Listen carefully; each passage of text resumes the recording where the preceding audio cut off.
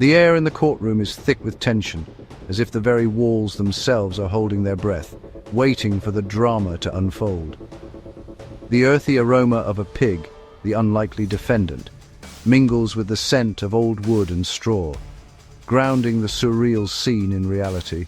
In 1386, in the small town of Falaise, France, a sow stands trial for murder, accused of the unthinkable, killing a child.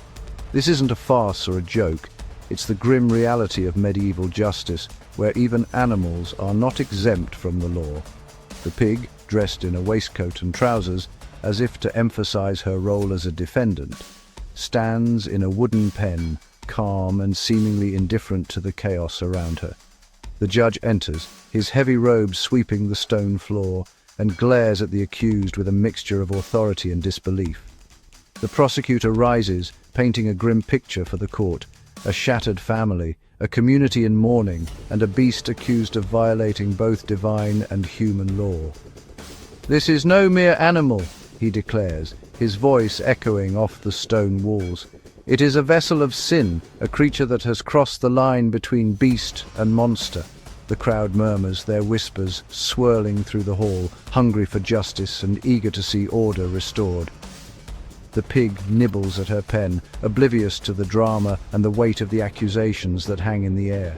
The child's father sits in the front row, his face a mask of grief and rage, hands clenched tightly in his lap as he stares at the accused. Retribution is demanded by the townspeople. The sense of outrage is palpable, and order must be restored for the sake of the community. In this world, even animals are held accountable for their actions, judged by the same standards as men. The trial is deadly serious. No one dares laugh at the pig in trousers, for the stakes are as high as any human trial. The sow shifts uneasily, her fate nearly sealed before the defense even has a chance to speak, as if the outcome is already written.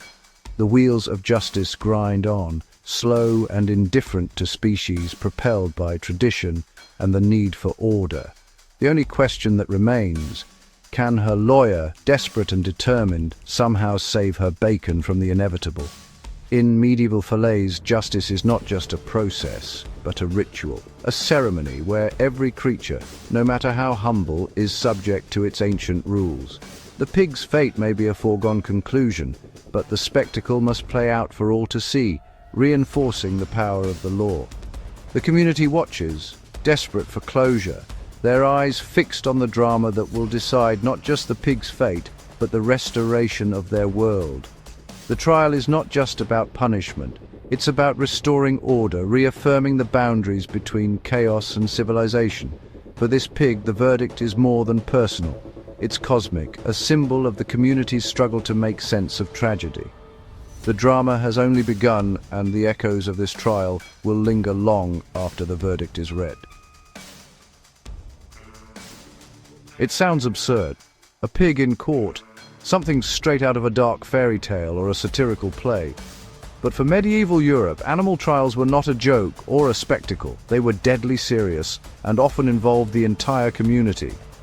From the 9th to the 19th century, animals were prosecuted across Europe, following strict legal procedures that mirrored those for humans.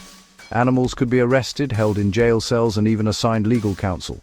They were treated as legal persons, capable of both crime and punishment. This practice stemmed from a worldview where all creation, humans, animals, and even the land, was part of a divinely ordered community, each with its own responsibilities. If a pig killed a child, it wasn't just an accident or a tragedy. It was seen as a tear in God's order, a spiritual crisis that demanded legal repair and ritual cleansing. The Bible even justified it. If an ox gore a man, the ox shall be stoned. Scripture provided the foundation for these extraordinary trials. To ignore animal crime was to ignore God's law, risking the spiritual health of the entire community and inviting divine punishment. These trials weren't backward. They were acts of faith and order, meant to restore balance and demonstrate obedience to divine authority. Medieval people believed sin could inhabit any creature, and law was the tool to root it out, purifying both the animal and the community. To them, the pig was a murderer, and justice was a sacred duty, one that could not be ignored, no matter how strange it seems to us today. The law applied to all, for the salvation of the community's soul, and to maintain the fragile harmony between the earthly and the divine. Animal trials mirrored human justice in detail. The accused was arrested, jailed, and even assigned a lawyer. Legal advocates like Bartholomew Chassanet defended animals, filing motions and challenging evidence. On trial day, animals were dressed in human clothes, reinforcing their legal personhood. Verdicts were solemn. Guilty animals faced public execution by hanging or burning, just like humans. The spectacle reaffirmed the court's authority and restored moral order. Even execution costs were recorded: gloves for the hangman, hay for the prisoner. These rituals cleansed the community's collective sin. Kill them all! Move forward! Not just individuals, entire species faced trial. Pests like rats or locusts were summoned to court, with lawyers defending them. Summons were read in fields. Lawyers argued for the pests' rights or divine purpose. Sometimes, lawyers bargained for the pests to relocate. If found guilty, the sentence was excommunication, a spiritual eviction. The church's curse was believed to have real power, banishing pests from both field and creation. For medieval minds, this was a potent weapon against chaos. To understand these trials, you must see the medieval world as enchanted. Every creature from king to beetle had a place in God's cosmic order. Animals were fellow citizens subject to moral and legal codes. A pig's crime was a rupture in the universe, demanding public ritual correction. Trials reaffirmed shared values and healed the community. The law was sacred, keeping creation aligned with the divine plan. Even pest outbreaks were spiritual crises, addressed by ecclesiastical courts. Excommunication was holy bureaucracy, fighting chaos with ritual. Medieval courts saw stranger cases than pigs on trial. In 1474, a rooster in Basel was tried for laying an egg, believed to be a sign of the devil.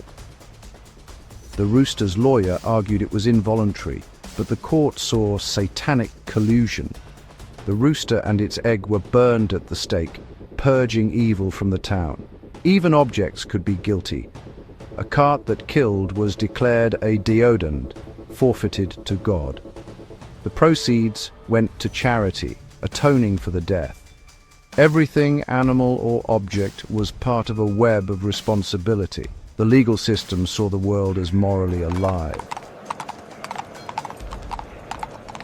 Imagine being dropped into a medieval village with all your modern sensibilities and expectations. Suddenly, the world you know is gone, replaced by cobblestone streets, livestock wandering freely, and a set of rules that seem utterly bizarre. Try to shoo a pig out of your way? In this world, you might be charged with obstructing justice, because animals are not just property, they're participants in society. If your dog digs up a neighbor's turnips, it's not just a nuisance. The dog could be summoned to court, and you'd be responsible for its legal defense and the costs. Squash a few caterpillars to save your crops? You've bypassed the church's authority, committing what's seen as a spiritual crime, not just a practical one. In this strange legal landscape, animals can have legal standing, and sometimes surprisingly skilled lawyers to represent them in court. The rules may seem alien to us, but they were deeply logical and meaningful to the people of their time, reflecting their beliefs about order and justice. As a modern visitor, you'd be a walking liability, constantly at risk of breaking laws you never imagined existed. The medieval world wasn't ignorant or backward, it was governed by a different, intricate logic shaped by faith, tradition, and necessity. Their laws bound every creature, human and animal alike, weaving everyone into a shared system of responsibility and consequence. It's a new perspective on animal rights and on the very meaning of justice itself, challenging us to rethink our own assumptions.